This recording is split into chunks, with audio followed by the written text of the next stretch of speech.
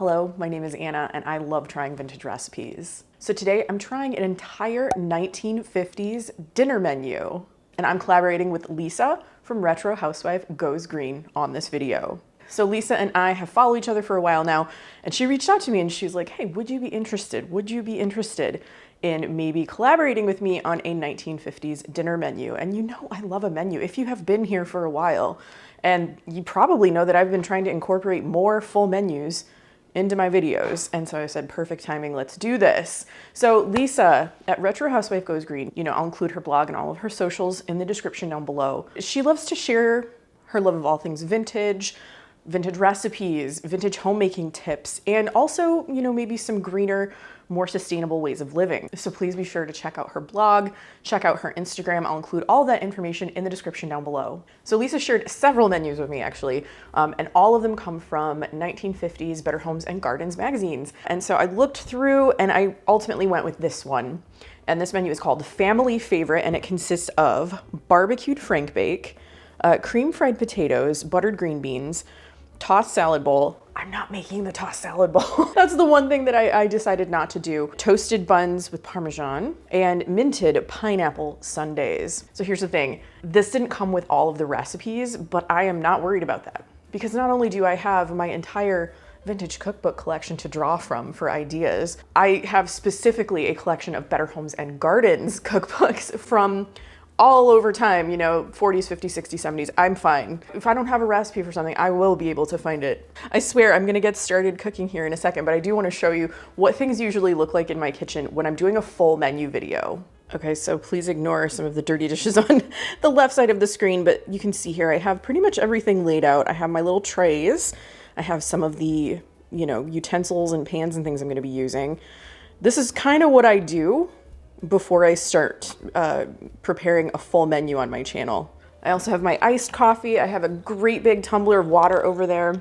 So I'm ready to tackle this. And I'm gonna start with dessert. And it just so happens that the dessert recipe for minted pineapple sundaes is not included in this menu. I'm not deterred in any way because, like I said, I have a bunch of Better Homes and Gardens cookbooks. This one's from 1967, but I did find a recipe for this spicy pineapple syrup. So that is what I'm gonna be using. And just to let you know, if you don't already, you might, Better Homes and Gardens, Betty Crocker, Pillsbury, Good Housekeeping, all of them reuse recipes in their books over the years. So, this could very well be something that has appeared prior to the publication date of this book. And I think it's gonna be great. I think it's gonna be appropriate for this menu. I almost lost my, iced coffee.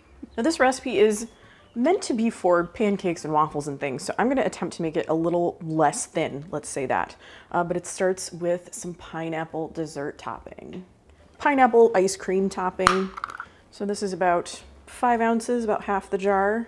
Basically, we're just doctoring this up a little bit, adding some other flavors to it. So in addition to that dessert topping, I have a dash of cinnamon and a dash of nutmeg. There's the spicy flavor in the spicy pineapple syrup. I also have just a little bit of lemon juice here. I believe it is a teaspoon and a half. Let me just double check. Yep, it sure is. And this is kind of where I'm opting to use a little less of something. This recipe calls for a 1/4 cup of corn syrup. I'm just gonna use maybe like a little less than 2 tablespoons, something like that. And you can see this is coming out like fairly easily. I did spray this measuring cup before I measured the syrup into it, so that way it would just kind of come out. I sprayed it with some vegetable oil, but you can use like cooking spray, something like that. Ooh, sticky. So let's put some heat under that. It says in saucepan, combine ice cream topping, syrup, lemon juice, cinnamon, and nutmeg, heat and stir. So I just need to warm this through and mix it together. And then I'm just gonna set it aside. I wanted to get this kind of done first. It's often a good idea, like if you're gonna have a dessert, get it done first. Get it out of the way. A lot of things can be made ahead of time. Okay, everything's mixed together. It's kind of warmed through. I can smell the cinnamon. It smells divine. And I love pineapple. I'm actually gonna taste this just a little bit before I set it aside. Okay, I'm just gonna do it. Yummy. I really like the addition of the lemon juice. Kind of adds a nice tartness. I could see where this might be overwhelmingly sweet, but yeah, I do like the cinnamon. Don't really taste a lot of the nutmeg yet, and the lemon juice is nice. It says to serve this warm if you're serving it with pancakes. I am gonna let this cool off because it's like pretty much hot at this point.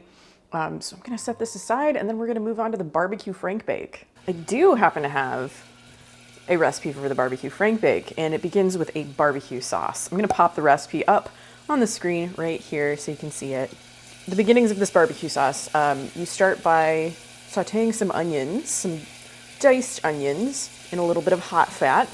And you're supposed to cook these until they are softened but not brown. So that's just gonna take a couple of minutes. Onions have softened, and they're gonna continue to soften because I have to simmer all of this for 15 minutes. So I just need to add the rest of the ingredients, and that consists of some water. I'm cutting the recipe in half. I'm only making half the amount of sauce. So that was 1/4 of a cup of water. I've got some ketchup right here. And the original amount was 1/3 of a cup, so I just took 1/3 of a cup and I filled it halfway. It's fine. It's fine, I tell you. Then I have 1½ tablespoons of vinegar, just using white vinegar, 1 teaspoon of sugar, 1 teaspoon of Lea and Perrins, 3/4 of a teaspoon of prepared mustard. Actually, this kind of looks like a deviled egg, doesn't it? Wow.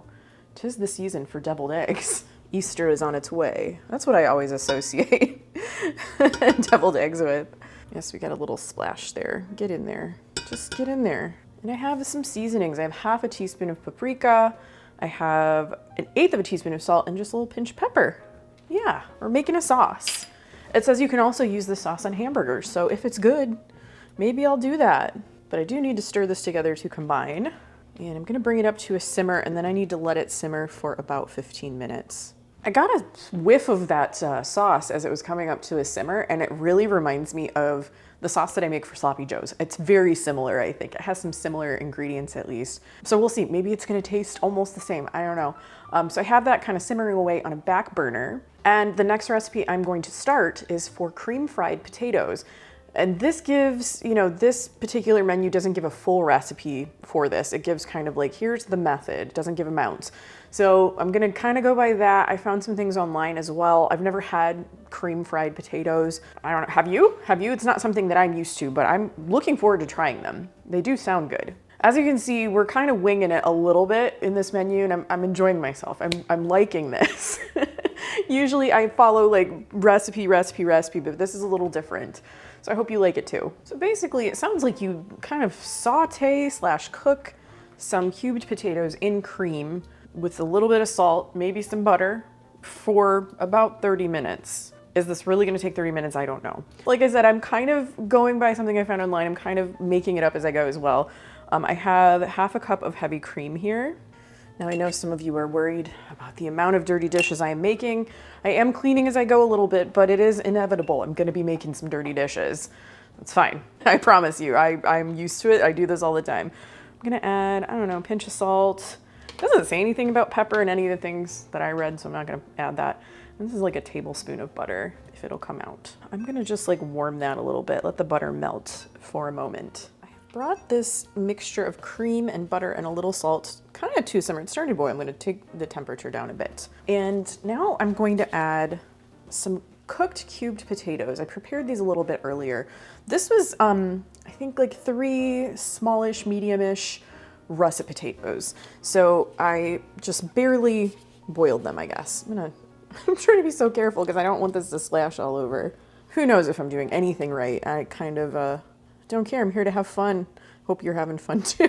So I used russet because I had russet. I always keep things like potatoes and onions on hand because there's a lot of things you can make with them, you know? I'm going to cover this and cook it for 10 minutes. I don't know. I don't have a lid, like a tight fitting lid for this, so we're gonna pretend that this is actually meant to fit this. Yeah, I'll check in and let you see what's kind of happening along the way. And I thought I'd just give you a little peek at the barbecue sauce for our barbecue frank bake. It's simmering away back here on the back burner. It smells very vinegary between the ketchup, the mustard, and the vinegar itself. But it's nice, it's a very pleasant scent.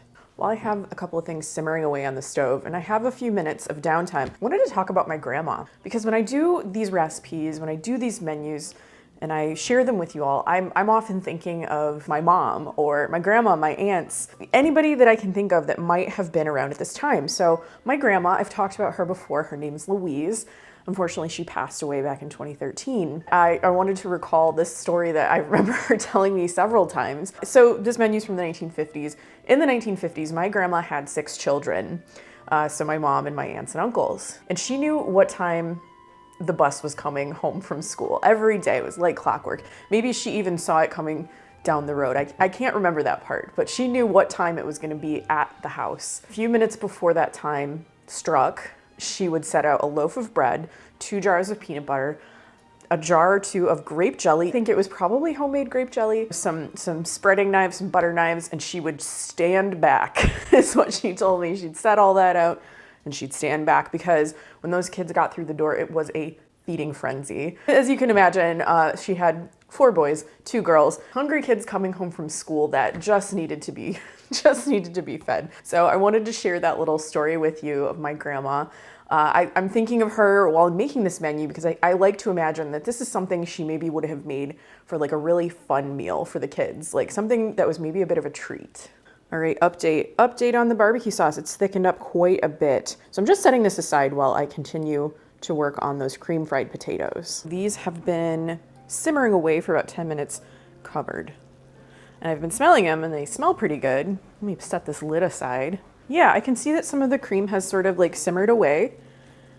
If I didn't say, I don't remember if I did, when I cooked these potatoes and cubed them, you know, I cooked them for about 8 minutes. So they weren't super like fall apart tender. They were just like fork tender. They were still, I don't know, can potatoes be al dente?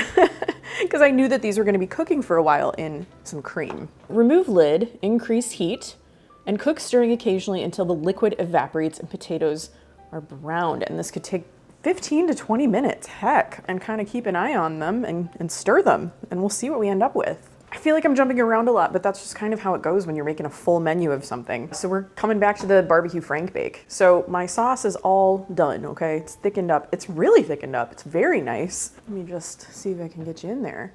That's nice. And this amount of sauce is supposed to be enough for 4 frankfurters. I have 3. I have 3 frankfurters to use, and that's what I'm using. These are all beef. What are these? These are Dietz and Watson uncured beef franks. That's what I have. That's what I'm using. Use what you like. So I'm gonna take these out of the package. Did I get, oh yeah, that's gonna be a perfect fit. So I have my blue cornflour 1-quart casserole dish. I figured like this is gonna be a good size for this. I'm excited.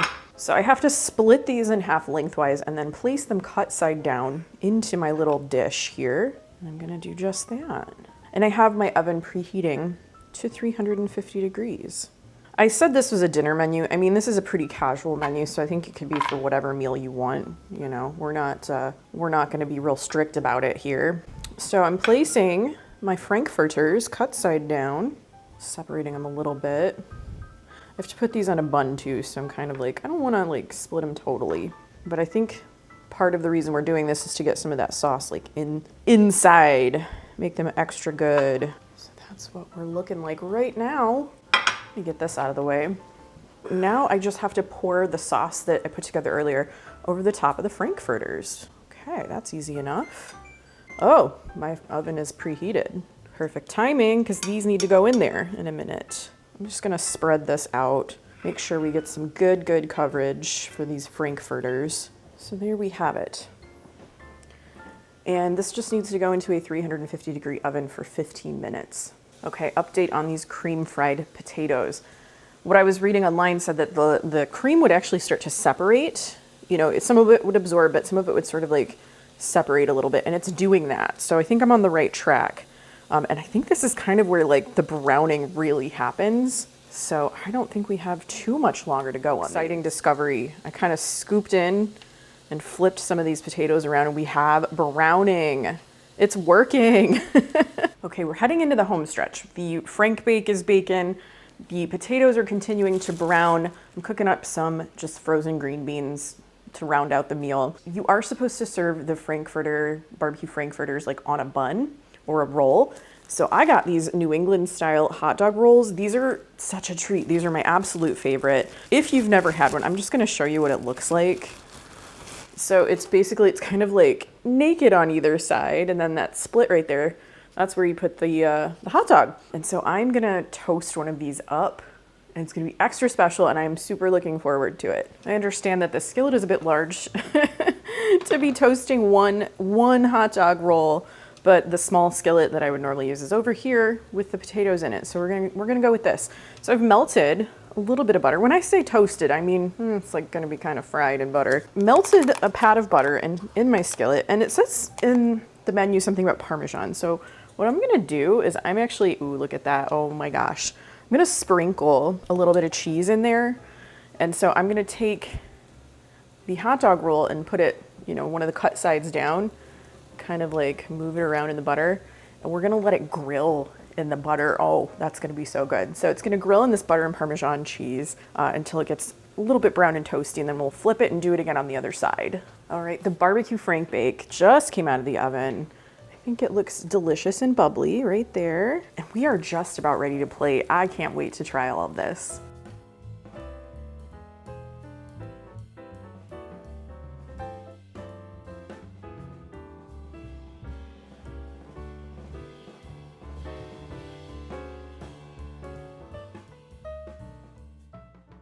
So funny, the weather turned from like beautiful and sunny to gloomy and rainy, but that's okay. That's okay. I have this beautiful plate to try all of this food. I can't believe we did it. I did it, but you were there for me, right? You're always there along the way. And the green beans, right? They're just frozen green beans. I added a little butter and seasoned salt. That's kind of my go-to. Prepare as directed in the package. Add a little butter and salt, seasoned salt, garlic salt, plain salt, doesn't matter. I do love a green bean.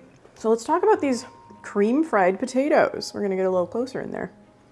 They did indeed brown. I was gonna put some green onions on these to sort of jazz it up. I didn't do it because I wanted you to see how beautiful these got. So I thought these were gonna be very like fussy and precious. Like I was gonna have to really keep an eye on them. Not at all, not at all. For the most part, occasionally I'd whiz by, give it a stir, just check on it, and it was fine. As long as you keep the heat at the proper temperature so the cream doesn't burn, but it's still kind of simmering, you're fine. You're fine. I'm excited to try them. Those are very good. I was gonna say like, oh, are they worth the time? I think so. They do take time, 20 to 30 minutes, but if you're cooking a bunch of other stuff, great side dish. If you have leftover potatoes, these are very like brown butter tasty. Wow. That was like not a lot of ingredients, very simple, very good results for that one. I'm super surprised, pleasantly surprised. Yeah, like I said, if you have like already cooked potatoes, I was thinking about it, you could probably use like canned potatoes. I always forget canned potatoes exist because I usually have some potatoes hanging out in my pantry. I think these are really delicious. These would be good for breakfast too. Like those. This is gonna be a great lunch. It's like the perfect, this almost never happens. It's like perfectly lunchtime. It's 11:59 a.m. right now. Let's look at this hot dog, right? Let me get out of the frame so you can see how beautiful that looks. I put a little extra sauce on the frankfurter. Okay, this is exciting. Give this I don't know if I can do this gracefully, but we'll try. I had to get the crumbs off of myself. That is delicious. Okay, I have a lot to say.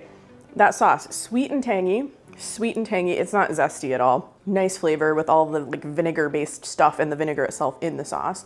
The hot dog, smoky and salty. I mean, it's gonna depend on what kind of hot dogs you use. Use your favorite. And then that like buttery, toasty bun with just the hint of Parmesan.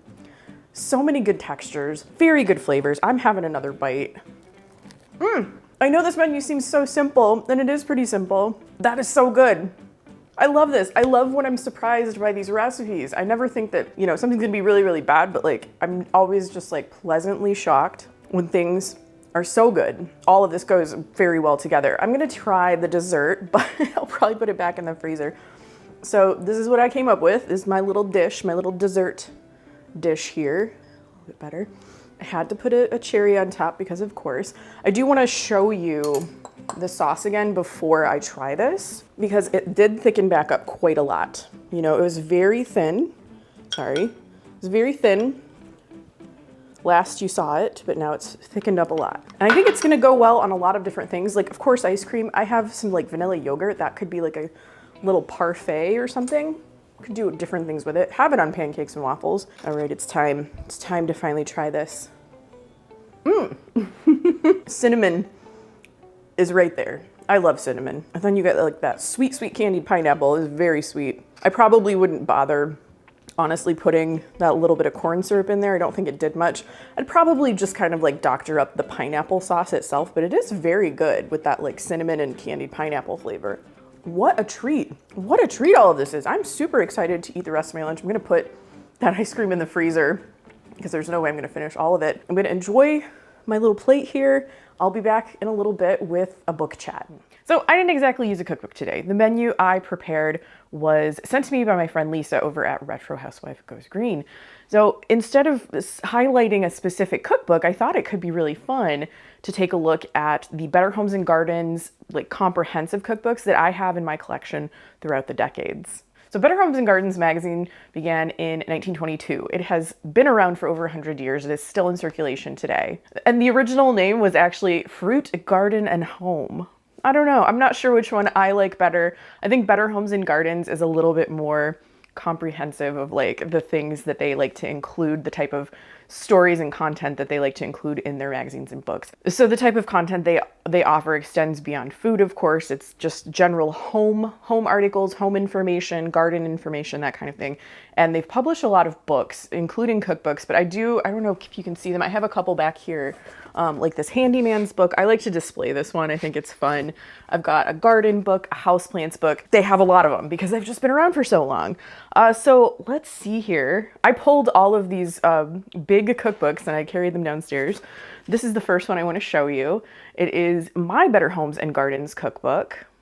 This was originally published in 1930. I have a little bit of a later printing. I love the back and the cover. It is a little bit different than that like red plaid that we're used to seeing, which is kind of interesting. And oh my gosh, just check out that font. Like, oh, so good, so good. Oh, and these little, like I said, I'm just gonna give you another look at the back cover because look at the illustrations, the little sketches that are within those squares. We have measuring cups, we have an egg beater, a teapot, etc. It's just so cute. You know, I love a 3-ring binding. I just do. It's not in the best of shape, but it does have the tabs here. I love the cookbooks with tabs because then you can easily flip to, you know, whatever chapter that you're looking for. Here's some desserts. I'm gonna zip through these pretty quick because I have, what, 5 of them? Yeah, I have 5 of them to get through. So this is probably about the earliest one that I have of Better Homes and Gardens. Like I said, I don't have all of them. That's what I like about cookbooks. I don't have all of them. I'm never gonna have all of them. I'm okay with that. It's hard to know exactly what exists out there. This one is from the 1940s. We can see this very, very iconic and familiar red plaid. I think a lot of people have that red plaid cookbook in their mind as maybe the cookbook that my mom, my aunt, my grandma, whoever had in their kitchen as like their primary cookbook, and they like learned to cook from it. We're getting into some more like color photography here. So this one is from 1941. I have a later printing, so it's a little bit later in the 40s. Just, oh my gosh, look at those cakes, y'all. Just look at those cakes. Let's look at some desserts. And it also has, you know, of course, a lot of these binder style cookbooks have information on the inside, front and back covers about like weights, measures. This one has an oven chart, a baking chart, all that kind of stuff with different temperatures. I haven't cooked from either of these actually on my channel. You know, I a lot of times stick to like 50s, 60s, 70s, 80s, and a little bit of 90s. I think I have 1 or 2 40s videos on my channel. Never cooked anything from the 30s on my channel. If you do like earlier eras, definitely visit Glenn and Friends. That is a great channel if you like things that are a little bit earlier in the 20th century. I think he even does some late 19th century stuff as well. So check out Glenn and Friends for that kind of content. We're moving into the 50s and we have still kind of stuck with this, it's gingham, I guess. I called it plaid. It's not really plaid, it's gingham. But this one, if you'll notice, is sort of a crosswise kind of pattern, whereas this one is on the diagonal. And eventually we get back to this, but in the 50s and 60s, we have this kind of like a gingham cover. But this is the one, this like 1950s edition, I think is like, most people who visit my channel, they recognize this one. You know, this is like the big one. I have cooked from this several times on my channel. I actually have 2 copies of this. This is my original, I think 1953. This is a first edition 7th printing from 1953. I have a facsimile copy of this that was printed in the early 2000s that I like to use in the kitchen. This one I just kind of have, it sits on my shelf. It's a little bit delicate. So I do like to use that facsimile copy when I'm actually cooking and making videos, but facsimile meaning it's like it appears as this one does. So we have the tabs, of course, but at the beginning of each chapter, there's a very cute illustration. I love that. This one is regarding menu planning and nutrition. And then, oh, look at this appetizers and beverages illustration. So cute. Very cute illustrations. Color photos, black and white photos. This is the type of cookbook that has just about everything. Just about everything you could need. There's like a base recipe for almost everything. Meats, breads, cakes, pies, on down the line. And this is the type of cookbook I think everyone needs in their kitchen. You know, I have a ton of cookbooks. I have a ton of like comprehensive cookbooks in my collection, but my go-to is usually Joy of Cooking. I keep it right back here on my shelf. I think everybody needs at least one of these in their collection. So if they need to learn how to make, I don't know, leg of lamb, they can go to this cookbook, look for the leg of lamb recipe, and there we are. Sometimes that happens to you. It happens to me anyway. I just want to show this one last table setting illustration. I just love these. I also think this particular cover with the like saucepan, the gravy boat, and maybe like the saute pan, I think those are very iconic images as well. So iconic that they used them in the 1960s too. You might notice a little bit of a difference. Sorry, everything's all over. Everything's just surrounding me here. The thing I notice is the font. You know, it's very much the same images of that saucepan, gravy boat, saute pan, but the font is different. And you can even see it here too. Very similar cover, and then this like red and white gingham as well. Very, very recognizable. I looked through this because I thought it was maybe just a reprint of the 1953 version. It's not. They probably use some of the same recipes, but I wouldn't say they use all of them. And the arrangement, like the way that this cookbook is arranged, is different. And I said earlier in this video, Better Homes and Gardens, Pillsbury, Betty Crocker, etc., like they all reuse recipes throughout the years. Sometimes they drop the ones that are maybe not as popular. Maybe you're not going to see as many like gelatin molds.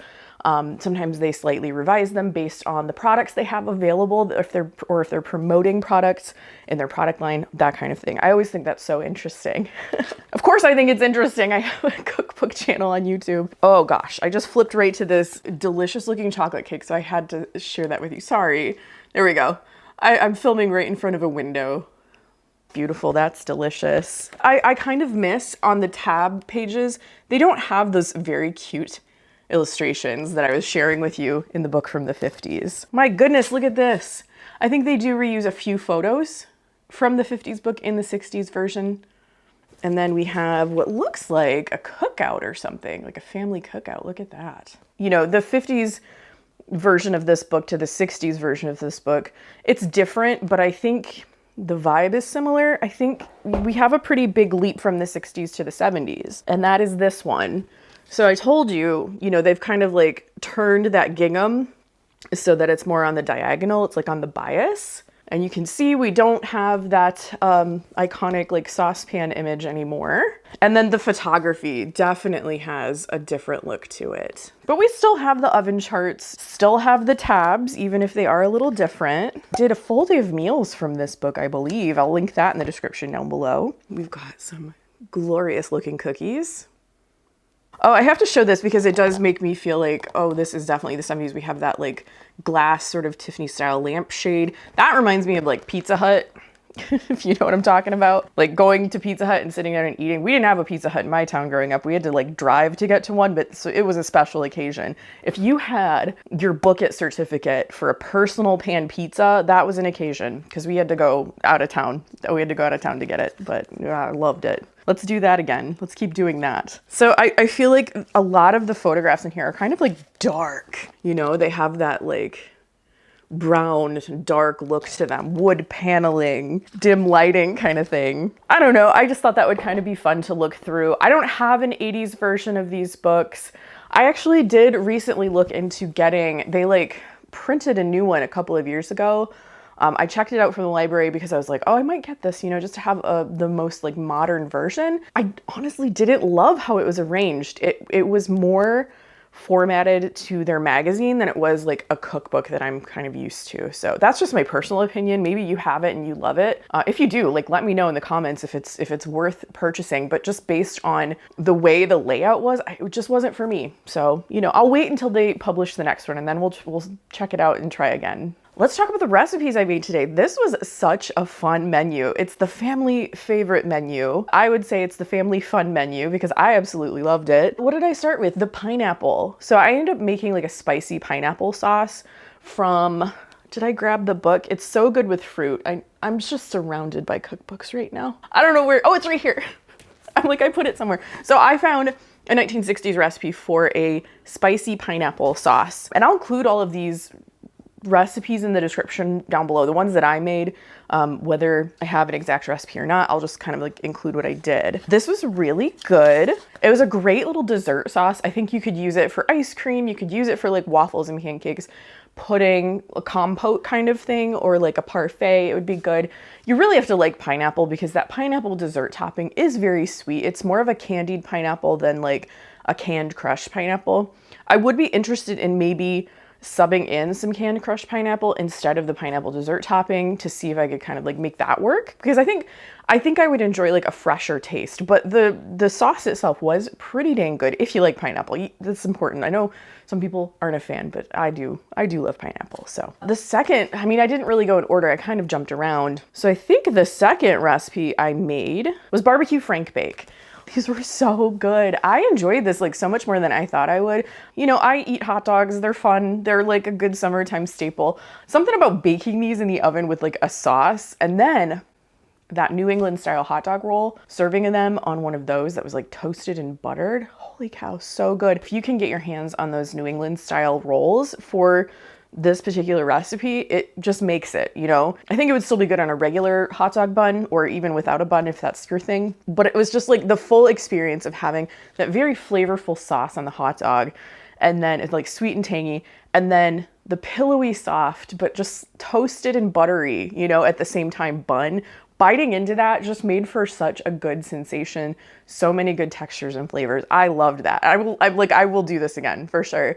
And I will remember to buy those New England style hot dog rolls. I don't always get them. They're not maybe as available, but I know of a couple stores in my area that carries them. So I will go out of my way to get those. And then the cream fried potatoes. What a surprise. What a delicious surprise those were. I just cubed up some russet potatoes. I didn't cook them like super, super soft. You want to start with them just like sort of fork tender, but not falling apart. And then, you know, like I said, I thought they would be something you really had to watch and keep an eye on. As long as you keep your temperature consistent, you don't like overdo the cream, like you don't heat it too high, it's fine. And then it just like develops this browned buttered outside on the potatoes, kind of like almost like a buttery breadcrumb, but there's no breadcrumbs. It's just all that browned potato. And it's so delicious, very easy, honestly. Even if it does take a little bit of extra time, I think it's worth it. And those were the 3 recipes. I made green beans. I made frozen green beans, but I'm not gonna talk. Like, just make frozen green beans if you like. Anyway, this was such a fun menu to do. I do enjoy making full menus all in one sitting if I can for these videos. I wanna thank Lisa from Retro Housewife Goes Green for collaborating with me on this video. I'm gonna include all of her information in the description down below. Please be sure to visit her blog. If you like cookbooks and recipes from the 1950s, I have an entire playlist and I'll link it in the description down below. I'd like to say a special thank you to my Patreon supporters. If you'd like to join us over there, I'll have a link in the description so that you can do that. I hope you liked this video. If you did, please give it a thumbs up, share it with a friend, and subscribe to my channel if you haven't already. I post videos about food, vintage cookbooks, and retro recipes every week. Thanks again for watching, and I'll see you in my next video. Bye.